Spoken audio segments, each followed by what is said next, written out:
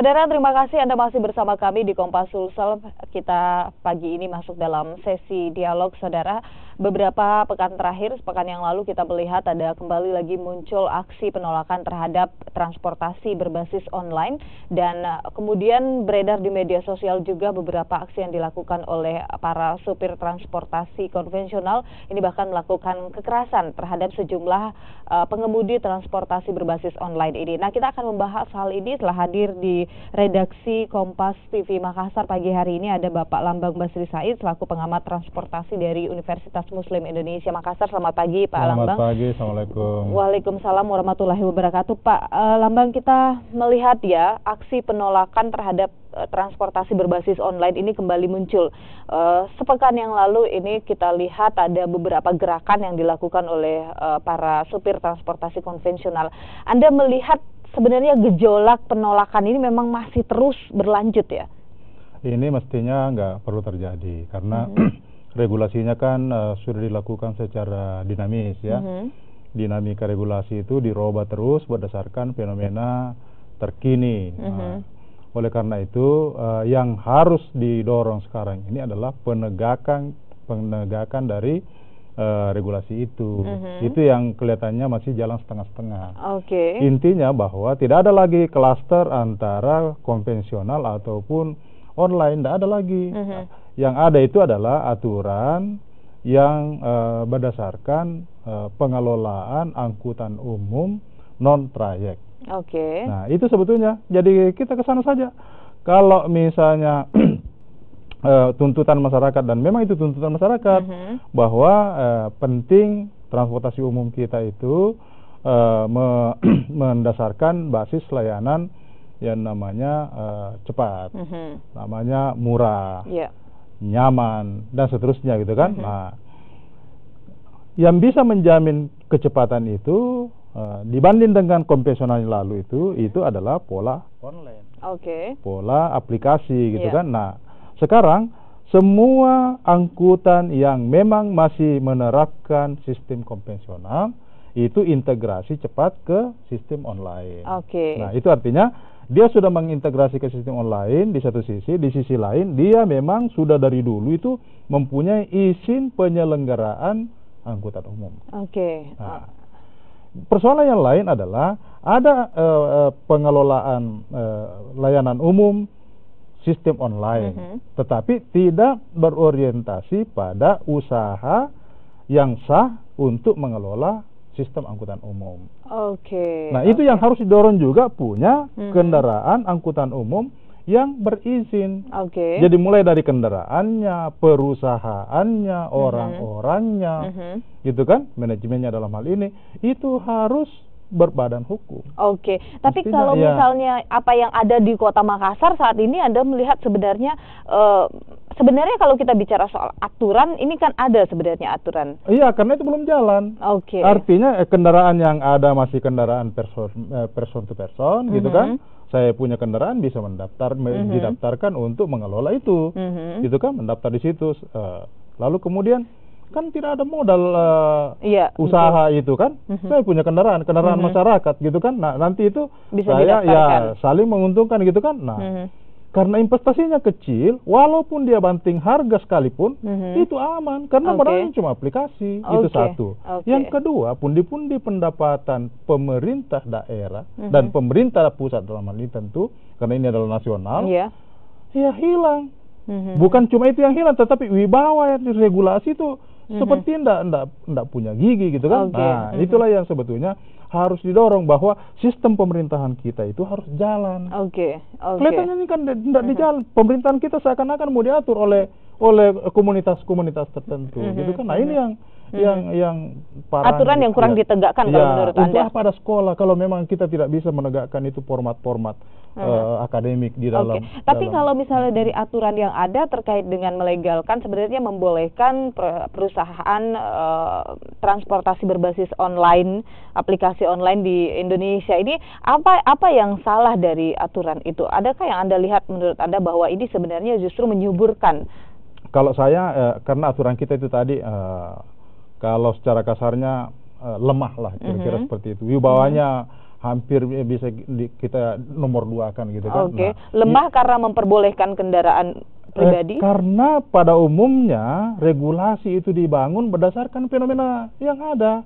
Oke. Bukan bagaimana peraturan itu membangun fenomena baru. Oke. Yang kira-kira yang legitimate, yang betul-betul gitu kan. Nah, oleh karena itu mesti jauh sebelum fenomena ini muncul itu sudah ada regulasinya. Harusnya sudah dipikirkan. Ya, lalu kemudian kalau ada fenomena baru tidak berdasarkan regulasi yang ada, cut memang pada waktu itu. Nanti berkembang, nanti komunitasnya besar, barulah ya, dibuatkan lagi. Oh iya, bikin lagi ya, peraturan baru berkaitan dengan itu persoalan. Oke, baik. Ya. Tapi seandainya misalnya transportasi online ini tetap berada di Kota Makassar karena memang menjadi kebutuhan begitu di Indonesia pada umumnya menjadi kebutuhan. Tadi Anda menyebutkan bahwa masyarakat sekarang butuh yang cepat, kemudian butuh yang murah dan butuh yang nyaman. Ya. Tapi kalau Anda sendiri menganggap bahwa transportasi berbasis online ini tidak apa-apa sebenarnya ada di Indonesia.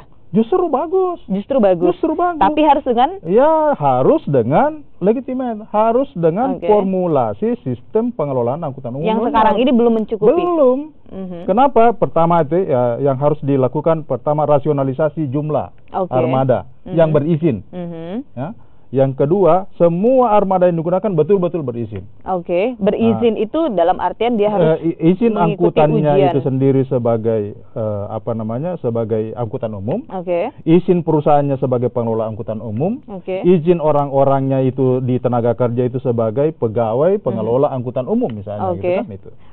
Yang kedua, kita juga harus jadi di samping jumlahnya juga sebetulnya harus ada regulasi yang terkait dengan sehat atau formulasi nyaman dari angkutan umum itu.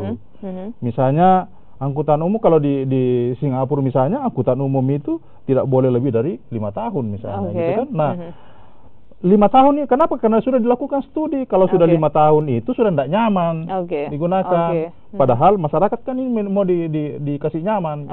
Oleh karena itu regulasi yang begini-begini sebetulnya adalah regulasi yang diharapkan menjemput bola, proaktif dalam hal ini, bukan reaktif. Sekarang kita kan reaktif. Nanti muncul gejolak, baru bikin, muncul aturan. Berarti Anda sendiri menganggap bahwa apa yang dijalankan oleh perusahaan taksi ataupun transportasi berbasis online saat ini sebenarnya tidak sesuai dengan standar? Aturan, saya kira. Jadi kalau standar kendaraan, iya. Tetapi standar regulasi untuk menjadi pengelola angkutan umum, no, belum. Itu ya, ini yang harus dipertegas. Ini yang harus dipertegas sebetulnya. Ya konflik itu kan di sini, bukan konflik dalam arti kecemburuan sosial, bukan. Berarti sebetulnya yang kalau saya menganggap bahwa aksi ini sebetulnya aksi untuk membela pundi-pundi wibawa negara.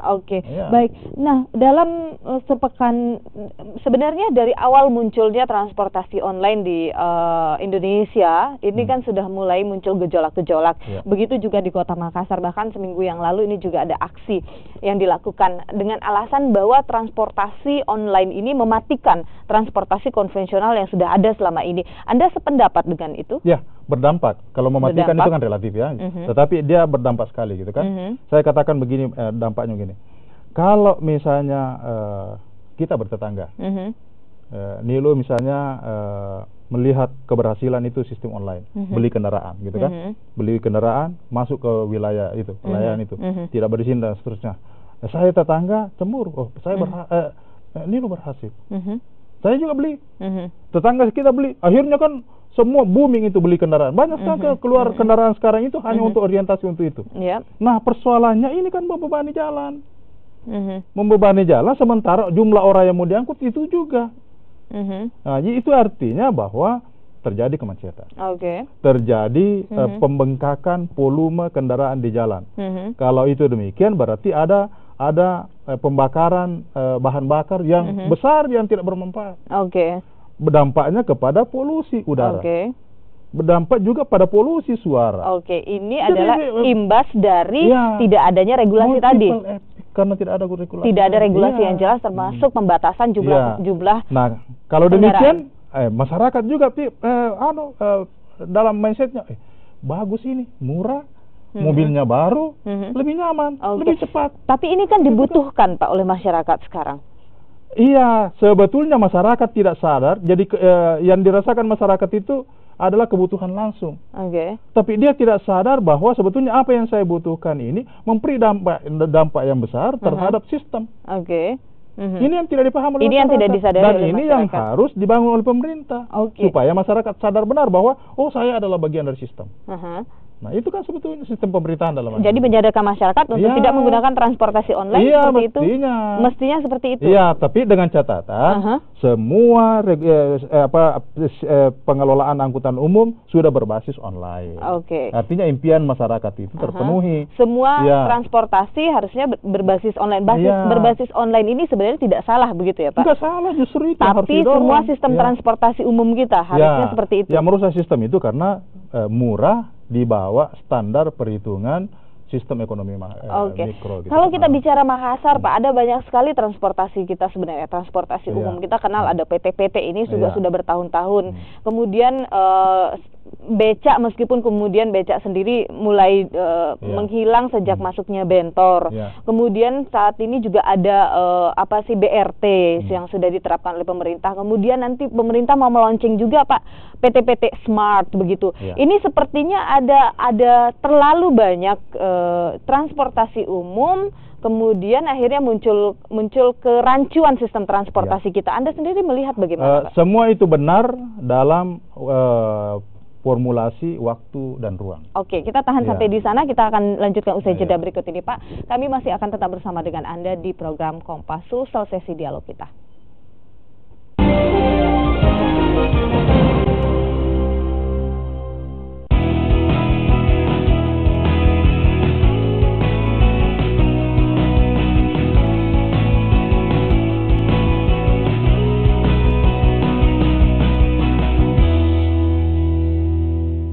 Halo, apa kabar Anda, saudara? Senang sekali saya Dilu Puspa bisa kembali menjumpai Anda dalam program Sapa Makassar. Mudah-mudahan pagi hari ini dapat dijalankan dengan semangat dan tentunya sukses pada akhirnya. Sangat seru sekali kalau kita make up, pokoknya harus hati-hati juga nih biar jadinya bagus. Kita sudah bersama dengan banyak sekali anak-anak muda yang sangat luar biasa.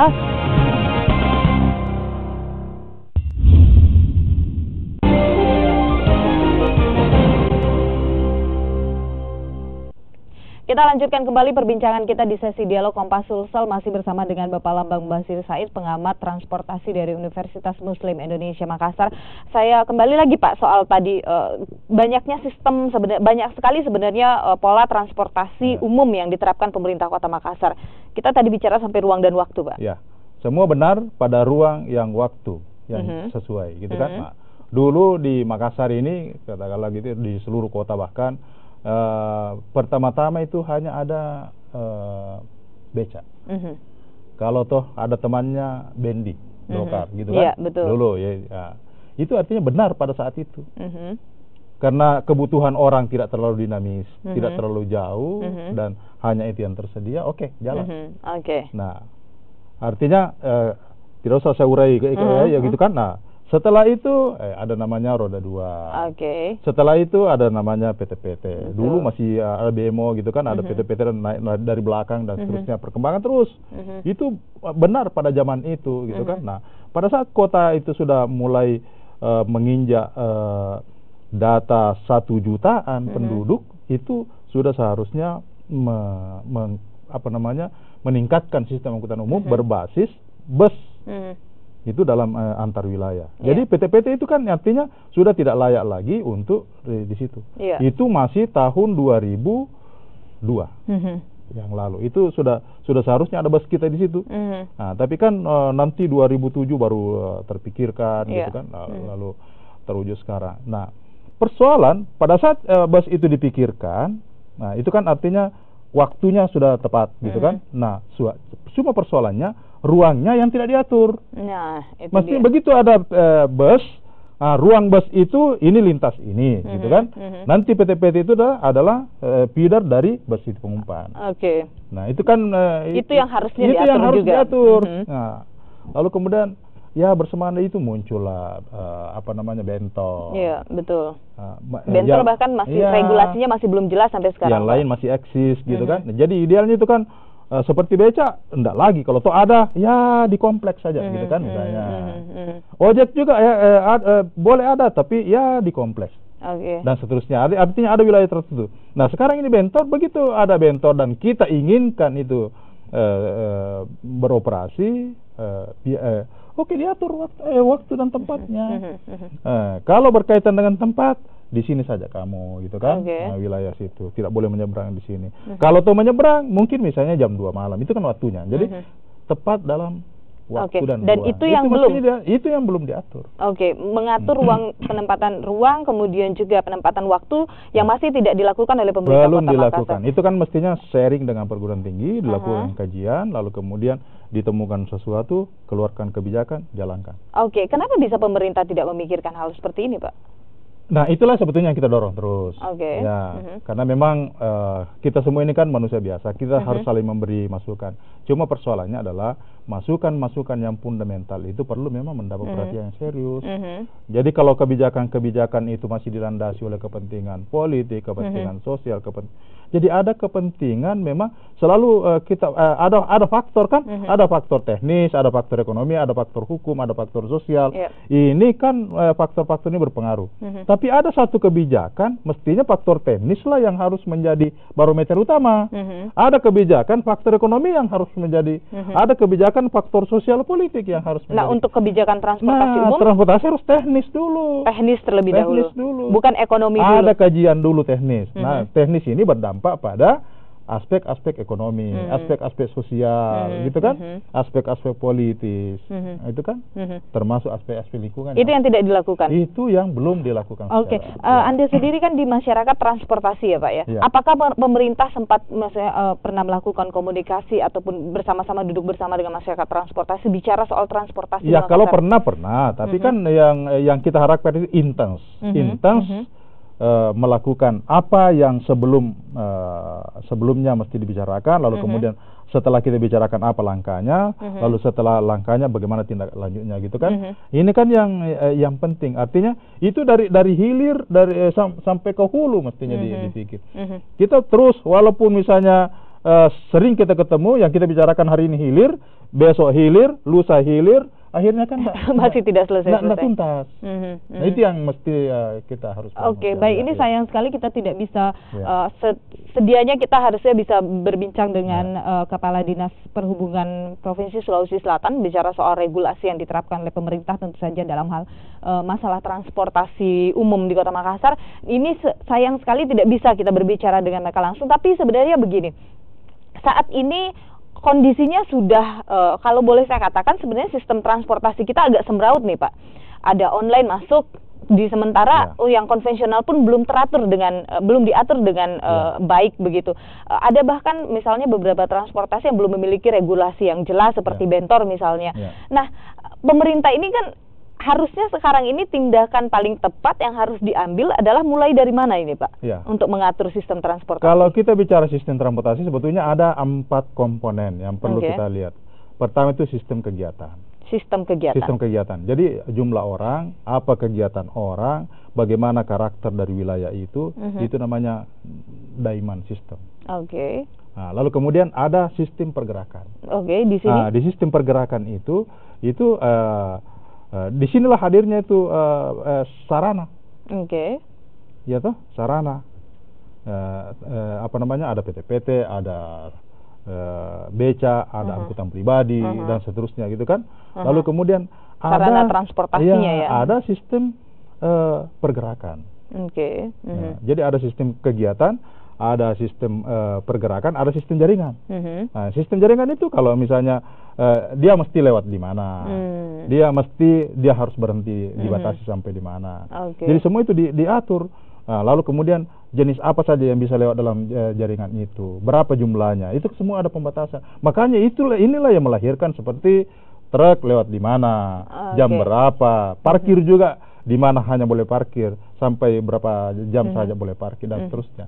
Itu adalah sistem jaringan. Lalu kemudian yang keempat itu adalah sistem kelembagaan. Ini yang belum jalan, ini yang sistem kelembagaan ini. Gitu kan. Kelembagaan itu adalah kelembagaan Dishub, kan ada lembaga-lembaga yang terkait gitu kan, Dishub, PU, tata ruang, lalu kemudian yang terkait dengan regulasi seterusnya.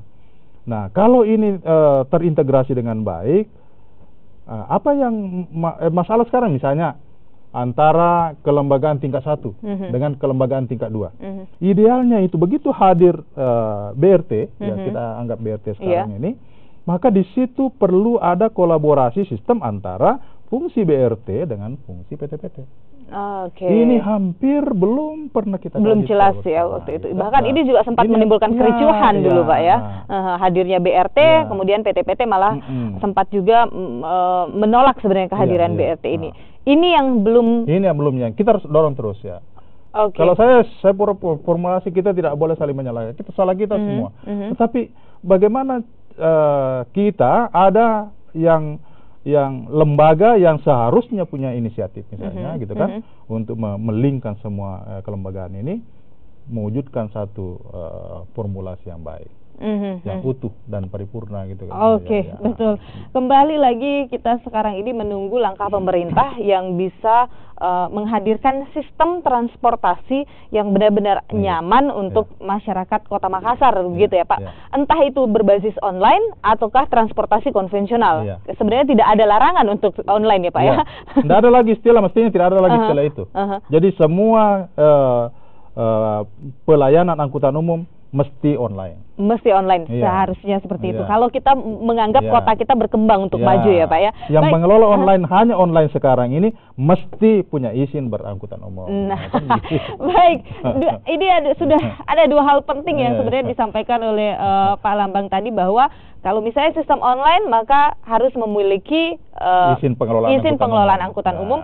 Dan yang konvensional sebenarnya mungkin sudah bisa masuk ke sistem online. Bahkan juga, harus masuk ke sistem online saat ini. Baik, terima kasih Pak Lambang Basri Said atas waktunya hari ini, pengamat transportasi dari Universitas Muslim Indonesia Makassar.